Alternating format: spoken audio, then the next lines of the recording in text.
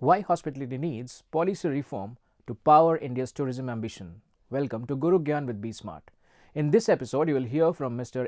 P Bezbaruah, Secretary General, Hotel Association of India and former Secretary, Ministry of Tourism. He is also Honorary Permanent Representative of the United Nations World Tourism Organization and is the only Indian civil servant to be elected as the chairman of the Pacific Asia Travel Association, the world's largest travel industry body. Hi, sir. First of all, we welcome you to this new session of Guru Gyan. We are very, very glad to have you today to share your rich insights on the topic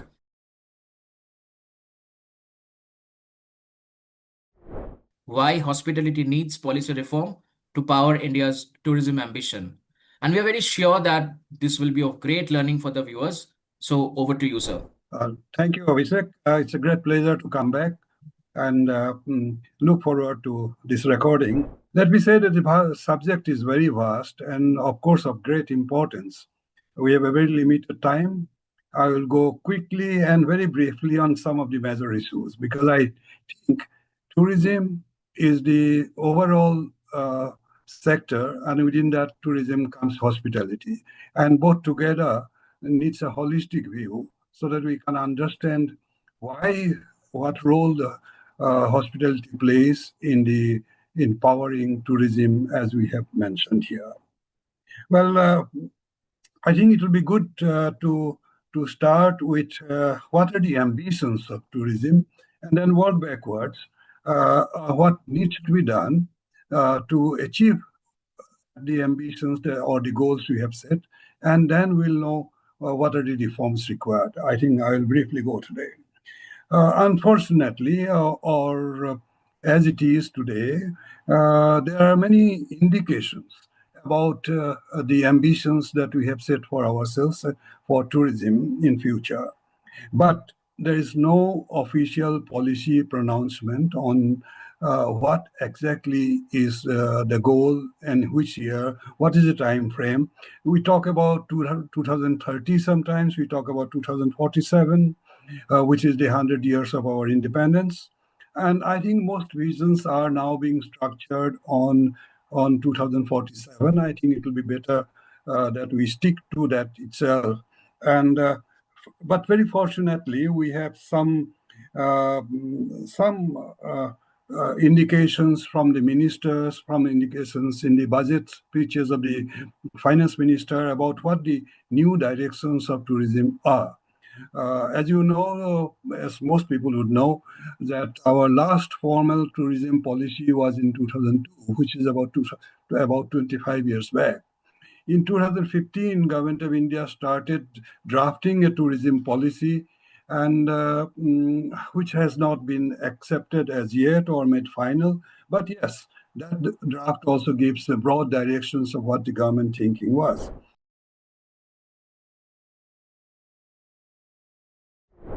Anyway, briefly speaking, what we know today in the common parlance about the ambitions till 2047 vision for tourism is that we'd like to have 100 million foreign tourist arrivals, or 10% contribution to the GDP, or a $3 trillion tourism economy. These are some of the goals which have been talked about. They are not synchronized, they are not overlapping either, but each has a different dimensions. So I would like to briefly talk about each one of them before we go into the reforms. First, let me talk about 100 million foreign tourist arrivals. We have to be very careful about what we mean, because Government of India documents, normally in the accounting system, there are two terms used. One is international tourist and the other is foreign tourist arrivals. Now, foreign tourist arrivals are those foreigners who come to India on a visit, but international arrivals also include the NRIs who come from different countries.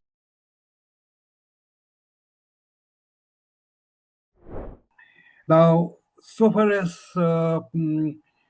foreign tourist arrivals are concerned, purely foreign tourist arrival, we are at 9.95 million today.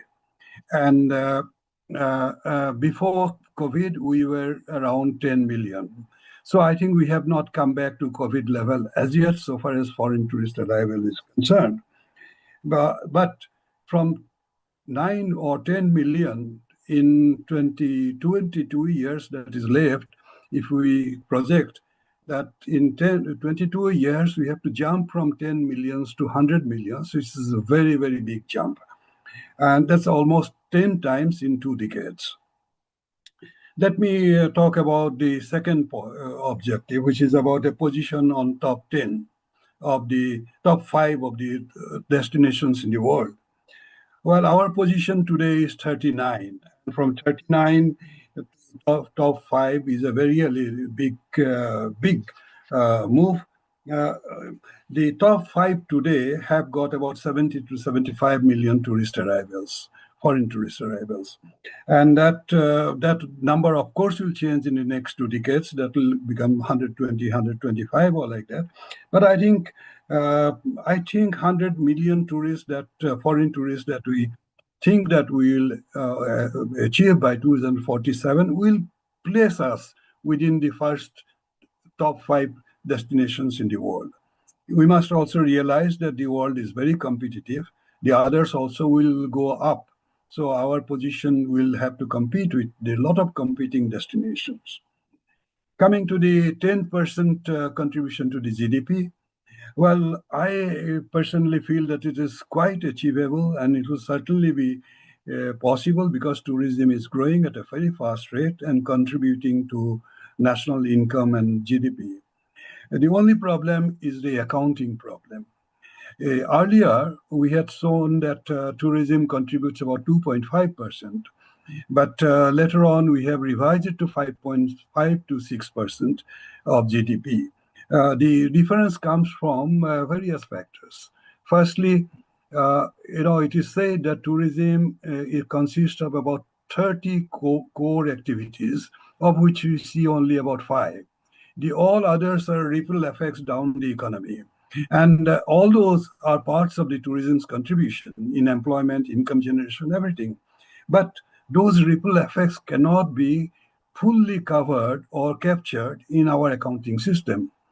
So the new accounting system was devised by the international communities, UNDP and others, which is called the Tourism Satellite Accounts, which has refined the process of counting, and it can capture largely, but not fully, the entire ripple effects of the tourism growth. So I think 10% of GDP is perhaps a very achievable goal for our future ambitions. The crucial factor, of course, is to be taken into account is the domestic tourism, which is about 2,700 to 2,900 million visits now, and is expected to go to 15 to 20 billion visits by 2047. We can discount the very large number of pilgrim tourism, etc., which takes place, Kumbh Melas and all, which also contribute a lot. Even if you discount that, the number by 2047 should be at least 10 billion visits from domestic tourism.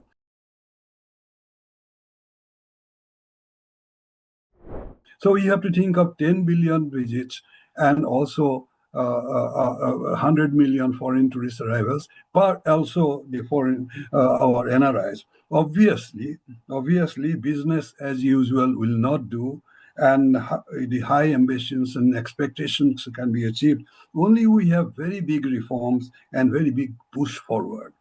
Now, the reforms can be seen in 2 categories. One is a macro type, and the other is micro, which are the nitty-gritties coming from the macro policies.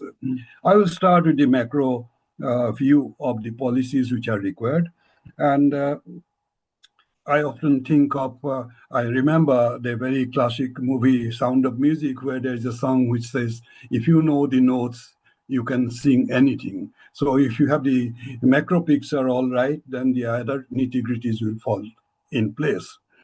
Now, policy reforms are needed in 5 or 6 major areas. One is, of course, accommodation, which is the hospitality sector.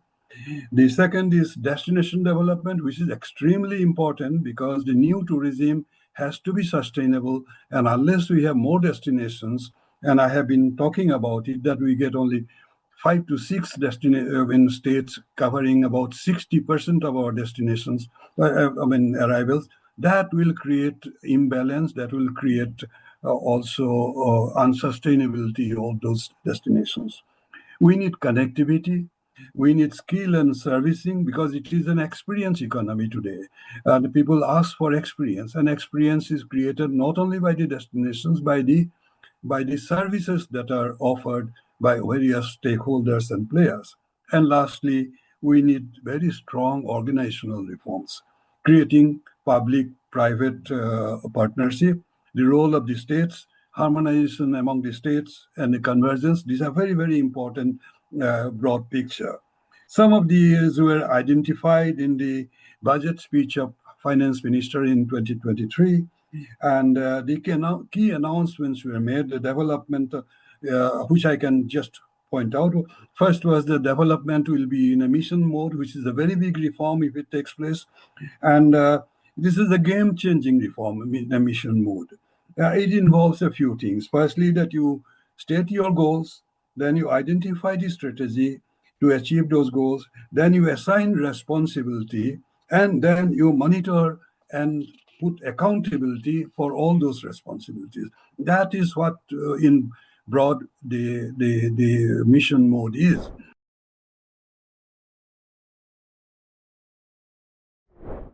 Let me start with hospitality. Accommodation, the present status, hospitality is dismal. It's a very big mismatch between what is needed and what is available. For example, it is quite well known that the branded hotels, we have got only 1.8 lakhs rooms, but we need about 4 lakhs rooms even today. And unbranded, we have got 1.6 million rooms. We need about 2.8 million rooms. Now, this is the mismatch we are having. And a tenfold increase along with the domestic tourism, we can understand what is the requirement. In 2002, the tourism policy had indicated that for every 1 million additional tourists, we will need about 30,000 additional rooms. Now, in that calculation, we'll need about 27 lakh rooms by 2047 if we have 100 million tourist arrivals, foreign tourist arrivals. Only foreign tourists, I am not talking about the domestic tourists. Now, for that, we'll need 90 million. For 90 million, we'll need that. That will mean that every year we have to add about 1 lakh additional rooms capacity in our. We have some of those coming in, homestays, but those are only on the fringe. We need very big investment, and the investment was in 2002 was counted for 101 million tourists. It was counted as 4,500 million, 500 crore rupees. Now, you bring it up to 2026, that will be and the number of rooms required, that will be the record. But fortunate part is our industry and international industry, hospitality industry, have the capacity to invest that money. And that's a good news for India, and many of them are willing. But we need reforms badly, and the reforms required are remove roadblocks and provide incentives. There are two types.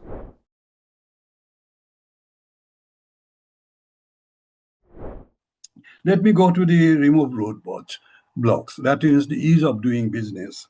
More than 100 licenses, approvals across hotel life cycle is required as of today, as per the estimates and survey made by World Travel and Tourism Council. Now, these are pre-construction, these are post-construction, these are pre-opening at all stages. The net impact is capital investment is very uncertain, the delay in commissioning of projects, and also delayed cost, which is passed on to the consumer.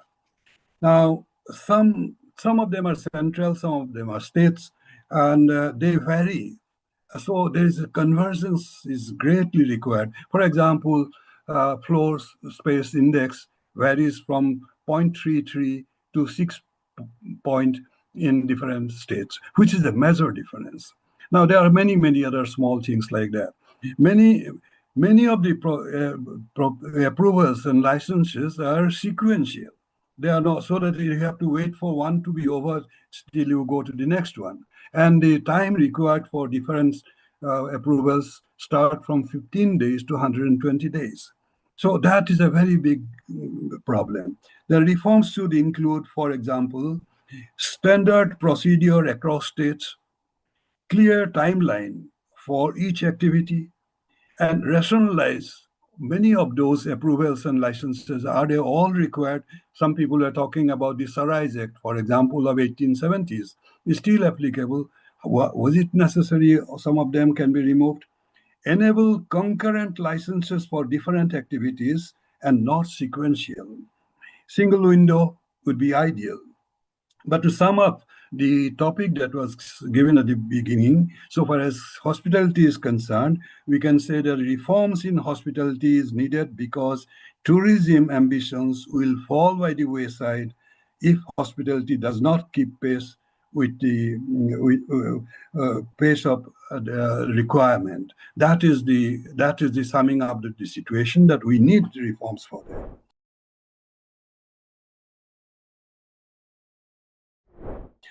Next is incentives. For hospitality to encourage this investment, what we need, apart from ease of doing business, is that increase the direct employment for two persons per room. That is the capacity.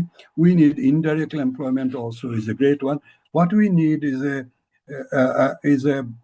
benefit of infrastructure status would be a big incentive. It eases cost and availability of credit, and in real terms, the view of the hospitality industry is that why government is being not liberal with this approach is not understandable, because in real terms there will be no cost to the government. The returns in taxes, returns in employment, returns in income generation will be far outweigh the outgoing incentives that the government will have to give. So also much required is a suitable land policy. Similarly, tourism is one of the biggest industry in the world today, and also is in India with 10% GDP contribution as expected. Now that industry does not enjoy the benefits that is given to an industry, which is understandable because it is not a factory. It is not a factory industry, but the tourism can be given those benefits that are given to the industry as and if those are given, what will happen that it will create and encourage entrepreneurship and uplift services to a great extent, and that is what is required by Indian tourism for future.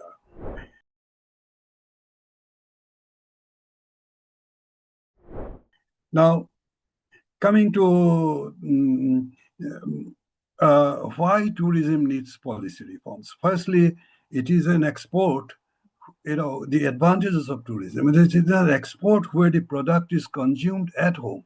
It is not exported. It is the advantage of the people who get the export comes to the country and pay here. It creates 1 out of 10 jobs in the country and in many unseen jobs. A recent study has shown by I think WTTC that globally 125 million jobs directly would be created during this decade, and out of which 25%, that means about 25 million, will be all in India. That is the direct jobs. And I think if all this investment takes place, direct jobs will be much more. It is ideal for equitable growth because it can be developed anywhere where there is some tourism potential and where there is some imagination to create tourism. And it is good for remote areas, tribal areas, women, and these are the primary beneficiaries. It also promotes craft and culture. In many dying culture have been revived, and craft have been revived by tourism demand. In a lighter vein, it can be also said that it will be an antidote to the tariff problem that the country is facing today, that it will provide foreign exchange to offset the export loss that we are likely to suffer. So Second point, of course, is second requirement, of course, is destination development. Destination development is vital, as I have said, and but the two actions are required: develop uh, lesser known destinations. As a prime minister has around that there will be 50 iconic destinations to be developed over the next years.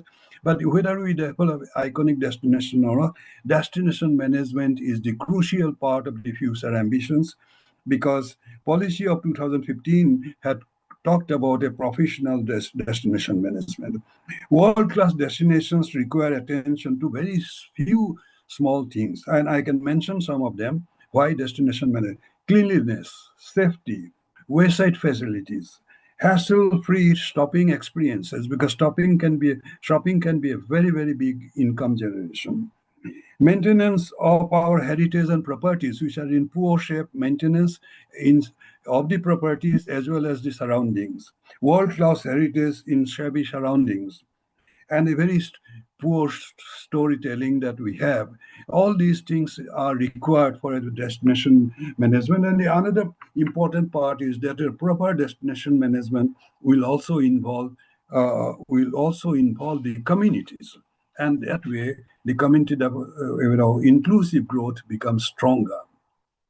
Let me come to the end by talking about the organization required. The most important reforms to achieve the ambition will be public-private partnership. It is always talked about, always accepted that this is necessary, and tourism is a primarily private sector driven industry.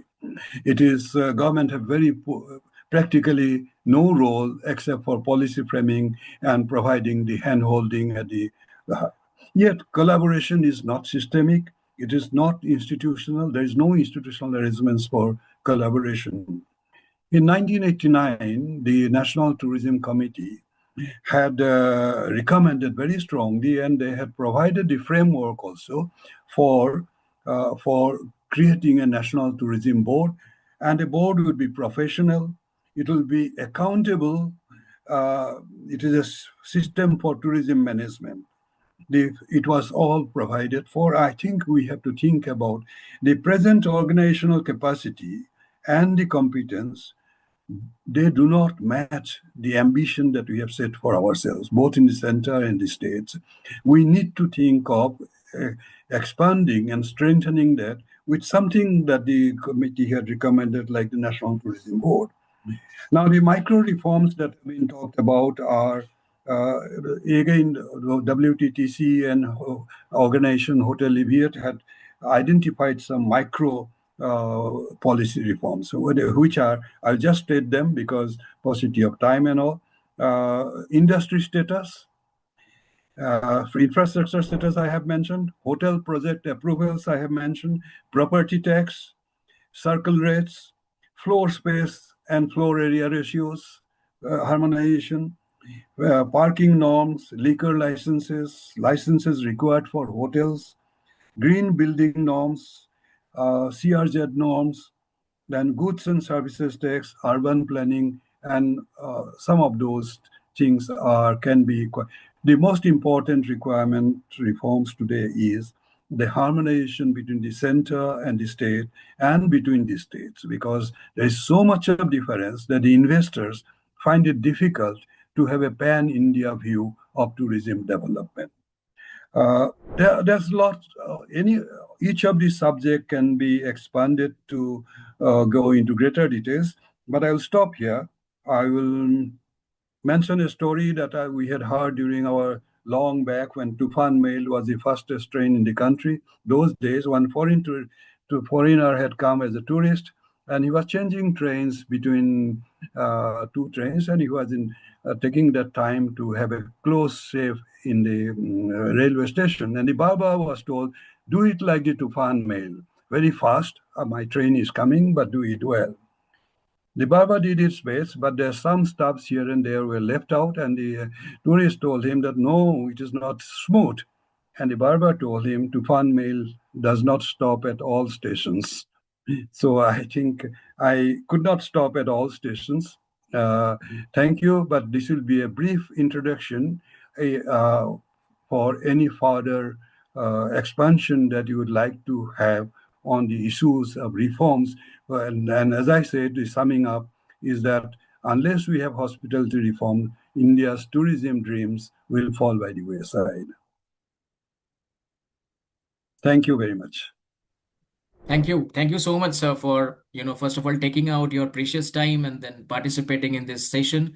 We look forward to staying connected with you for, as you rightly said, that we would love to have you for other future sessions. We have just touched the scratch of tourism, perhaps, because we are limited by time. We would love to hear from you again, and we will have love to stay connected with you and have you any other sessions in future. Thank you so much, sir. Thanks. Thank you. Thank you. It's my pleasure. Thank you. Thank you, Mr. Bezbaruah, for that insightful session on policy reforms for India's hospitality and tourism. BSmart viewers, please share your queries and feedback at bsmart.edit@bsmart.in and follow us on LinkedIn and Instagram for more such insightful and inspiring content. Until next time, keep learning, keep growing.